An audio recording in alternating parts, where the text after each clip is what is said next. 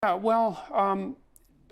are lots of places now where the workplace has become, I would say, excessively politicized, and so people who have viewpoints, and this also includes, I would say, fairly radical leftist viewpoints, people don't feel comfortable at all in being able to use the language of their choice or to have even opinions about a variety of different things.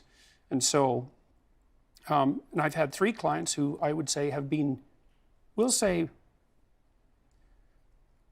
harassed, I suppose is the right way of putting it. On social media or otherwise? No, at work, by people who don't like their political opinions, essentially. And Gordon, let's do one more question here, and then we'll get everybody else into the conversation. You know, of course, that since this story broke, you've been called a lot of things. Yeah. One of which is a transphobe. Yeah. Some people have accused you of using the free speech issue to mask what's really going on here, which is an attempt to deprive other people of what they believe are their legitimate rights. Well, and I want to give you the opportunity to speak to whether or not you are a transphobe. Well, I can tell you that I've received more letters from transsexual people supporting me than opposing me.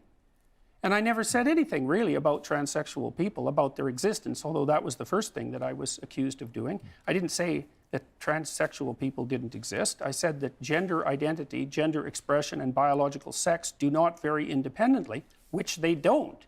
And so this issue is in some sense only peripherally about transsexual issues. It's more centrally about gender issues. And then on top of that, and I think it's the biggest issue, is that it's a free speech issue. Okay, let us continue to explore all of those issues that you have just raised. And why don't we do this? Pangender, queer gender, gender fluid, cross-dresser, bigendered, gender blender, and the list goes on. And Nicholas, this is where I want to bring you into the discussion because you teach this. You teach trans studies. So if you would, give us a brief primer on so many gender identities that in your view require non-traditional pronouns. Basically, it's not correct that there is such a thing as biological sex. And I'm a historian of medicine. I can unpack that for you at great length if you want, but in the interest of time, I won't. So that's a very popular misconception. And I'm sure, I mean, I would hope that if I were a student of Dr. Peterson, that he would refer to me as she and wouldn't have a problem with that. But at the end of the day, you know, a personal pronoun preference still is a preference for what language other people use. And at the end of the day, I don't have ultimate control over what Dr. Peterson, what the language he chooses to use, or anybody else for that matters. That's up to them. Okay, let me find out then. Arises, let me find out. If she were a student of yours, what would you call her? She. You would. Okay. We've established that. I think we've set the table now. You want to get in on this now, I can tell. You've heard what the professor has to say. What's your response? Well, I don't understand what the claim that there's no such thing as biological sex means. And I certainly think it's, let's call it an error, to suggest that there's some sort of scientific consensus about that. I mean, there's biological differences between males and females in animals and human beings at every level of analysis. Okay, I'm jumping in here, because what about the notion he put forward at the end there, that if you do not refer to people with the pronoun that they prefer to be referred to, that is a form, according to the Human Rights Commission, of discrimination? It's not just a form of discrimination, it's a form of hate speech. That's why I made the video.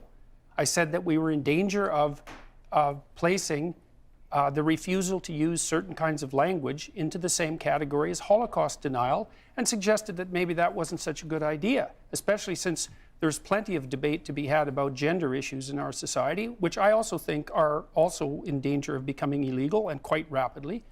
So it isn't clear to me how long we'll be able to have the talk that we're having right now. Could I speak to the campus climate about this? Because I don't agree with why Dr. Peterson has been asked to stop abusing students on campus. To stop doing what? Abusing students. I see. And other members of our learning community who do deserve respect and do deserve to be able to work and learn and contribute to society in a place where if they are physically assaulted, if they are... The assault so far came from the social justice warriors who were at this free speech rally, and almost 2 million people have watched those so far. This is not accurate. Well, you can look at the videos yourself. Because people have been making complaints about your behavior. Yes, I understand that. Yes. That, And so we're Can I just seeing be a clear on greater something here, Nick? opportunity for social justice happening Nick, let that me be many cl- people won't understand. Nick, can I be clear on something? You've accused him of abusing students by not using the pronouns they want to be addressed That's by. how I see it, absolutely. That is tantamount to abuse in your view. Absolutely. Many, many global documents, many how about organizations. violence? Is it tantamount to violence? Yes, How about hate absolutely. speech? Is it tantamount to hate Yes, speech? of course. It's hate speech to Fine, tell that's- someone that you won't refer to them as in a way that that recognizes their humanity and dignity. This is a minor issue in some ways compared to the larger issue that's at stake, which is our right to have discussions of this sort at all. Like, I mean, one thing that happened right when we started this was that there was an initial claim, for example, that there's no such thing as biological sex. Well, I believe quite firmly that if we continue on our present path at the universities for 5 more years, that's a discussion we will not actually be able to have on campuses. Because it will be- By fiat, I mean, the legislation already implicitly presumes that biological sex, gender identity, and gender expression, which we haven't even talked about yet, vary independently. That is simply not true.